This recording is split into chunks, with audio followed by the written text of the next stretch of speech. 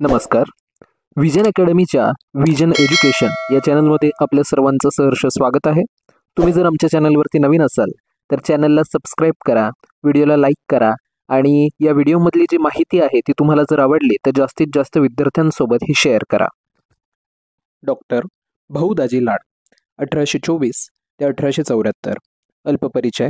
अव्वल इंग्रजी आमदानीतील एक पुरोगामी विचारवंत म्हणून ज्यांचा निर्देश केला जातो त्या भाऊ दाजी लाड यांचा जन्म 7 सप्टेंबर 1824 रोजी गोव्यातील मांद्रीम येथे एका सारस्वत कुटुंबात झाला. त्यांचे मूळ नाव रामकृष्ण विठ्ठल लाड असे होते, पण भाऊ दाजी लाड या नावानेच ते विशेष परिचित आहेत. भाऊ दाजींचे वडील मूळचे गोव्यातील पेडणे तालुक्यातील पारसी या गावचे रहिवासी होते, परंतु पुढे ते आपला गाव सोडून कामधंद्याच्या शोधात मुंबईला आले आणि तिथेच ते कायमचे स्थायिक झाले. भाऊ दाजींचे सर्व शिक्षण मुंबईतच झाले. विद्यार्थी दशेत ते एक हुशार विद्यार्थी म्हणून ओळखले जात असे.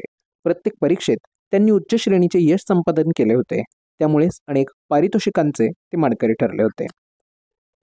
पदवी परीक्षा उत्तीर्ण झाल्यावर भाऊ दाजींनी 1843 ते 1845 अशी 2 वर्षे मुंबईच्या एल्फिस्टन इन्स्टिट्यूटमध्ये विज्ञानाचे शिक्षक म्हणून काम केले. पुढे 1845 मध्ये मुंबईत ग्रँट मेडिकल कॉलेजची त्यांनी स्थापना केली. तेव्हा भाऊ दाजींनी आपली शिक्षकाची नोकरी सोडून दिली आणि ग्रँट मेडिकल कॉलेजमध्ये विद्यार्थी म्हणून प्रवेश घेतला. याच कॉलेजमधून त्यांनी 1851 मध्ये GGMC ही वैद्यकीय पदवी संपादन केली. त्यानंतर ग्रँट मेडिकल कॉलेजात त्यांनी काही काळ सब असिस्टंट सर्जन व दुय्यम अध्यापक म्हणून नोकरी केली.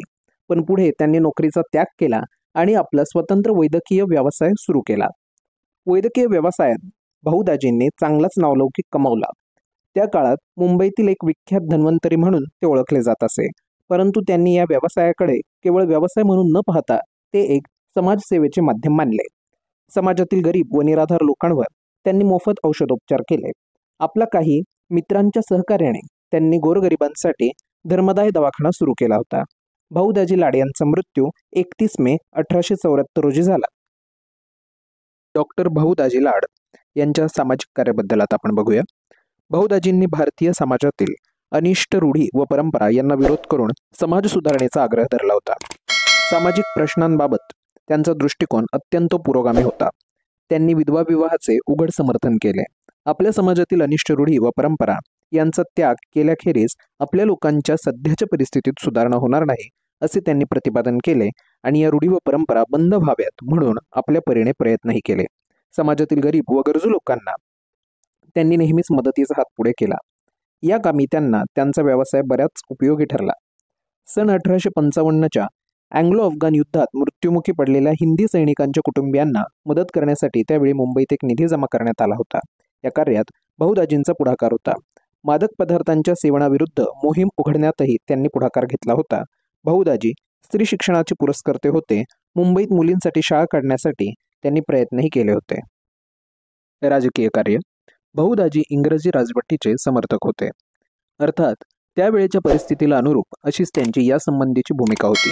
19व्या शतकाच्या सुरुवातीच्या काळात या ठिकाणी होऊन गेलेल्या बहुतेक समाजसुधारकांनी इंग्रजी सत्तेचे समर्थन केले होते, कारण इंग्रजी सत्तेमुळेच आपल्या लोकांना प्रगतीचे द्वारे खुली झाली आहेत असे त्यांचे प्रामाणिक मत होते. इंग्रजी सत्तेचा पुरेपूर लाभ घेऊन आपण आपल्या समाजात सुधारणा घडवून आणाव्यात व येथील सर्वसामान्य जनतेचे कल्याण साधावे असे त्यांचे प्रतिपादन होते. भाऊ दाजी हे देखील या विचारवंतांपैकीच एक होते. तथापि इंग्रजी सत्तेचे समर्थन करीत असताना भाऊ दाजींनी भारतीय जनतेच्या हिताकडे मात्र दुर्लक्ष होऊ दिले नाही. उलट येथील लोकांना त्यांचे न्याय्य हक्क मिळाले पाहिजेत असा आग्रह धरून त्यांनी त्यासाठी बरेच प्रयत्नही केले होते. इंग्रजी राजवटीत हिंदी लोकांसोबतच बराच पक्षपात चालत असे. प्रशासनात वर्णभेदी धोरणाचा उपसर्ग पोहोचवित असे. अशा वेळी हिंदी लोकांनी गारहाणी सरकार दरबारी मांडून त्यांना न्याय मिळवून देण्यासाठी प्रयत्न करणाऱ्या नेत्यांमध्ये भाऊ दाजी लाड यांचे नाव प्रामुख्याने घेतले जाते. बॉम्बे असोसिएशनची स्थापना. हिंदी लोकांवरील अन्यायाचे निवारण करण्यासाठी या प्रयत्नासाठीच एक भाग म्हणजे 26 ऑगस्ट 1852 रोजी बॉम्बे असोसिएशन या संघटनेची स्थापना करण्यात आली होती. हिंदी लोकांवरील अन्याय दूर व्हावा आणि त्यांचे दुःख सरकारच्या निदर्शनास आणून द्यावेत हा या संघटनेच्या स्थापनेमागील मुख्य उद्देश होता.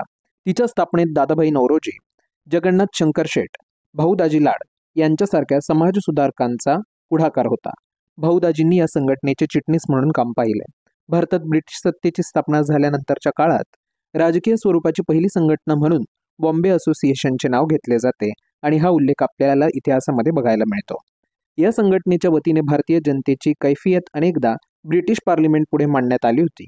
त्यानंतर ईस्ट इंडिया असोसिएशनचे देखील ते सदस्य होते. बॉम्बे असोसिएशन प्रमाणेच हिंदी जनतेच्या हितासाठी सदनशीर मार्गाने कार्य करण्याच्या उद्देशाने स्थापन झालेल्या संघटना म्हणजे ईस्ट इंडिया असोसिएशन होय. या संघटनेच्या कार्यातही भाऊदाजी लाड यांचा सहभाग होता. ईस्ट इंडिया असोसिएशनची स्थापना दादाभाई नौरोजी यांनी 1866 मध्ये लंडन येथे केली होती. हिंदी लोकांच्या आर्थिक समस्यांवर विचार करणे आणि त्या प्रश्नांवर इंग्लंडमधील लोकमत आपणास अनुकूल करून देणे आणि त्याचबरोबर यांच्या सर्व मागण्यांवर प्रमुख उद्दिष्ट साधणे हा त्यांचा हेतू होता.